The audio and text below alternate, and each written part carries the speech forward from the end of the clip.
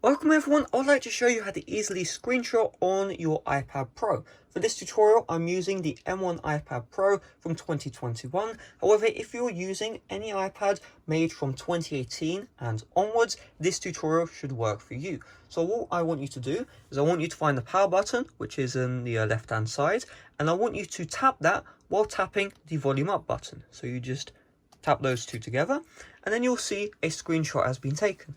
So if we take a look at this, you now have the option to customize this screenshot. So if you do not have the Apple Pencil, you'll just be able to draw with your fingers. If you do have the Apple Pencil, you'll be able to use the Apple Pencil to draw. You have all the drawing options right here. If you ever want to erase your drawings, just tap on the erase tool, and then we'll just erase all of this stuff right here.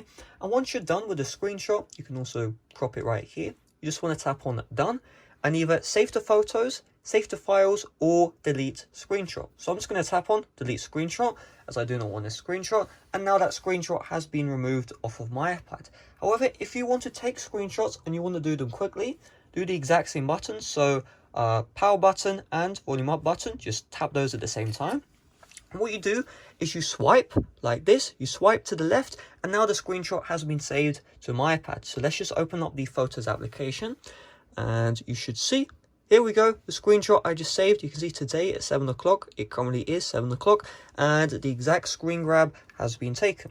Another thing as well is you can spam this button, and it will take multiple screenshots, and if you just swipe to the left, all those screenshots will be saved at once. So that's all you need to know when it comes to taking screenshots on the iPad Pro.